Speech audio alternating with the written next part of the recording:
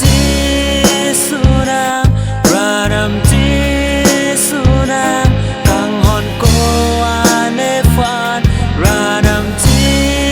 sunang ne fan kang hon ko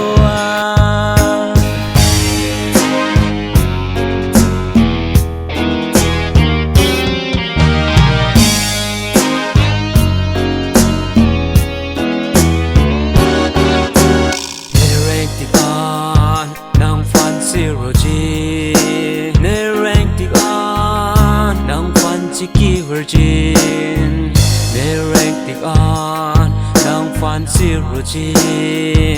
Nereng tik on Nang fan chiki virgin Ne te te do ti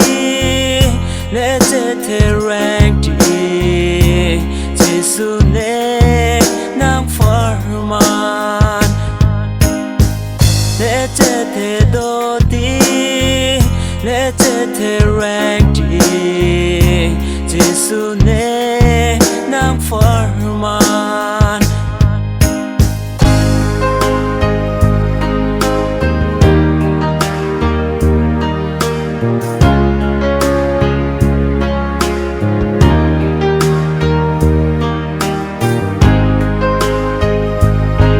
Fan bar me la nang kang hon bad ne kai ning rong nang kang chin so bad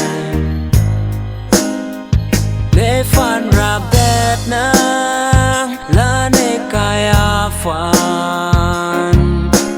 bedwer nang kang chin so ang bong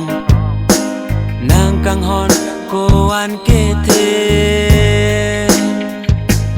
ne kaya fan pa the ang so pretty kang ting ang